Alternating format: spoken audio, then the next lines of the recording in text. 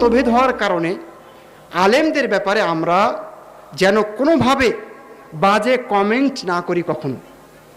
তাদের ব্যাপারে সত্যিকার অর্থে যারা যোগ্য আলেম, মতভেদ হওয়ার কারণে, ভিন্ন একটা মত দেওয়ার কারণে তাকে যেন আমরা নিন্দা না করি, তার ব্যাপারে যেন কুধারণা আমার না থাকে, এটা সাধারণ জনগণের প্রথম কাজ। 2 নম্বর কাজ, এত মতভেদ দেখে বিচলিত হয়ে দিশেহারা হওয়া যাবে না, বরং ইসলামের ভিতরেই থাকতে হবে, এই মতভেদ নিয়েই চলতে হবে। কিভাবে চলতে হবে ওটা আমরা পরে বলছি ইনশাআল্লাহ। তারপরে মতভেদ দেখে ইসলামের কোনো হুকুম আহকামের প্রতি সামান্যতম কোনো বিতৃষ্ণা, শ্রদ্ধাবোধের অভাব যেন না হয়। আর যারা চোরা বালি খুঁজতে চায় তারা যেন কখনোই এই মতভেদকে কেন্দ্র করে, যারা মুনাফিক টাইপের আছে বা বিধর্মী আছে, আপনাকে পথভ্রষ্ট করতে না পারে, সাবধান থাকতে হবে যে হ্যাঁ তোদের ইসলামে দেখ হুজুররাই ঠিক নাই, এক একজন এক এক রকম বলে, এরকম যেন বিভ্রান্ত আপনাকে করতে না পারে, সেই বিষয়ে আপনাকে অবশ্যই সচেষ্ট হতে হবে। তারপরে আরেকটা হলো, আলেম ওলামার পদস্খলন এবং ছাড় খুঁজে বেড়ানো যাবে না। বুঝতে পারলেন না?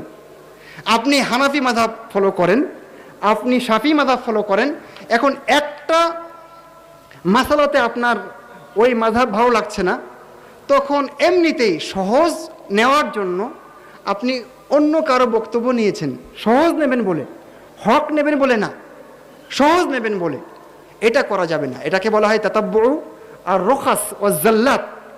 এটা করলে মানুষের ভিতরে শুধু অকল্যাণই জমা হবে। কথা বুঝতে পেরেছেন?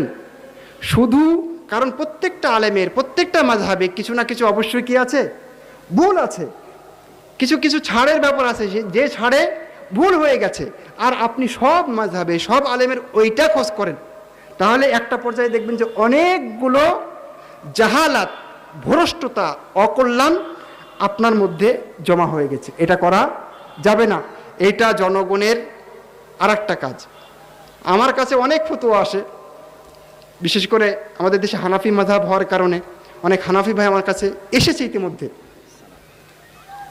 তারা বলেছে যে আমাদের মাযহাবে তো তালাকের ফতোয়া এরকম, আমি তো তালাক দিয়ে দিয়েছি 3 তালাক, ওরা তো বলে আর নেওয়া যাবে না, এখন কি করব? তো এই ধরনের ফতোয়া, যেখানে সহজ খোঁজার উদ্দেশ্যে যাবেন না, হক খোঁজার উদ্দেশ্যে আপনি যে কারো বক্তব্য নিতে পারেন। কথা বোঝা গেছে? প্রিয় ভাইরা আমার, আর 5 মিনিট সময় আছে, 5 মিনিটের ভিতরে কথা শেষ করব ইনশাআল্লাহ। এখন আমরা যারা জনগণ আছি তারা কি সব এক কোয়ালিটির? বিভিন্ন কোয়ালিটির। তাহলে আমাদের অবস্থানও বিভিন্ন রকম হবে। যারা মুজতাহিদ আলেম, যারা কোরআনের আয়াত পড়ে, হাদিস পড়ে ওখান থেকে হুকুম বের করতে পারেন, তারা তাই করবেন। যারা মুজতাহিদ আলেম না, তবে পড়াশোনা আছে, কোরআন হাদিস ঘাটাঘাটি করার অভ্যাস আছে, তারা দেখলে বুঝতে পারেন এই ক্ষেত্রে ইমাম আবু হানিফার বক্তব্য বেশি বিশুদ্ধ, এই ক্ষেত্রে ইমাম মালিকের বক্তব্য বেশি বিশুদ্ধ, কারণ দলিল তো এটাই বলে। এরকম যারা আছেন তারা তাই করবেন, যেটা বিশুদ্ধ সেটাই গ্রহণ করবেন।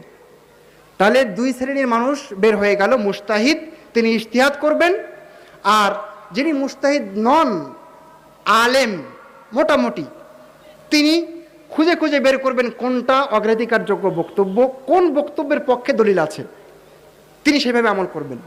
আর যিনি একবারে কিছুই বোঝেন না, যাকে বলা হয় আম্মি, শরীয়তের কোনো জ্ঞান তার নেই, তিনি কি করবেন? ফাসআলু আহলায যিকরি ইন কুনতুম লা তা'লামুন। তিনি শাইখ উসাইমিনকে জিজ্ঞেস করবেন, তিনি শাইখ ইবনে বাজকে জিজ্ঞেস করবেন, এরকম যারা বড় বড় আলেম ওলামা ছিলেন, আছেন, তাদেরকে জিজ্ঞেস করে ফতোয়া নেবেন। এখন প্রশ্ন হলো, তিনি কি যে কোনো আলেমের কাছে ফতোয়া নেবেন? এর উত্তর কি? এর উত্তর হলো, ভাই আপনার যখন শরীর খারাপ করে, বিশেষ করে মারাত্মক যখন অসুস্থ হয়ে যান, তখন কি আপনি হাতুড়ি ডাক্তারের কাছে যান, নাকি খুঁজে খুঁজে ভালো হসপিটাল, ভালো ডাক্তার খোঁজেন? আমরা ছোটোবেলায় দেখতাম যে আগে MBBS ডাক্তার খুঁজতো, এখন কিন্তু MBBS হয় না, এখন FCPS করা আছে কিনা, জার্মানিতে প্রশিক্ষণ আছে কিনা, আমেরিকায় উনি গিয়েছেন কিনা, কত বছরের অভিজ্ঞতা দেখে সরকারি হাসপাতালে গিয়ে আমরা কি করি? প্রফেসর কেউ আছে? করি না? সামান্য শরীরের জন্য যদি যদি আপনার এত সতর্কতা অবলম্বন করা লাগে, তাহলে শরিয়াতের জন্য কি করা লাগবে? শরিয়াতের জন্য আপনার মহল্লার হুজুরকে জিজ্ঞেস করলে হবে? জি না। তাহলে এক্ষেত্রে কি করতে হবে? এক্ষেত্রে বিজ্ঞ আলেম খুঁজে বের করতে হবে। সম্মানিত উপস্থিতি, অনেক কথা রয়ে গেছে, যাই হোক কিছুটা হয়তো আমি দিতে পেরেছি। মহান রব্বুল আলামিন আমাদেরকে এই বিষয়গুলো ভালোভাবে বোঝার তৌফিক দান করুন। আমাদের যারা আলেম আমরা আছি, তাদের উচিত মতভেদপূর্ণ মাসালাগুলোকে জনগণকে বোঝানো। আমাদের উচিত মতভেদপূর্ণ মাসালাগুলোকে সফটভাবে, নরমভাবে জনগণের কাছে পেশ করা, শক্ত অবস্থান না নেওয়া।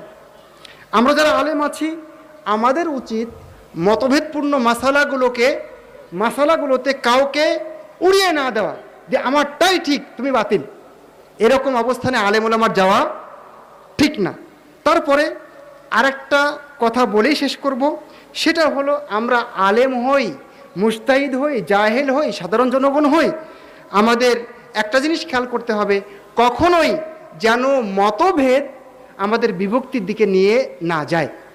একজন মানুষ সেজদায় যাবে, আগে হাত রাখবে না আগে হাঁটু রাখবে, এটা নিয়ে মারামারি, এটা যেন না হয়, এটা কাম্য নয়।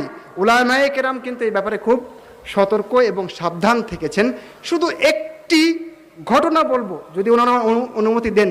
আবু দাউদের একটা ঘটনাটা হলো মিনাতে ওসমান রাদিয়াল্লাহু তাআলা আনহু, আব্দুল্লাহ ইবনে মাসউদ রাদিয়াল্লাহু তাআলা আনহু ওসমান রাদিয়াল্লাহু তাআলা আনহুর পিছনে সালাত আদায় করলেন 4 রাকাত। সালাত আদায়ের পরে উনি এটাকে পছন্দ করলেন না। উনি বললেন যে আমি আল্লাহ রসুলের পিছনে 2 রাকাত পড়েছি, আবু বকর ওমর তাদের পিছনেও 2 রাকাত পড়েছি। তখন তাকে বলা হলো, আপনি তো কি বলে ওসমান রাদিয়াল্লাহু তাআলা আনহুর এই কাজটাকে পছন্দ করলেন না, কিন্তু আপনি কেন 4 রাকাত পড়লেন? আপনি তো আলাদা 2 রাকাত পড়তে পারতেন।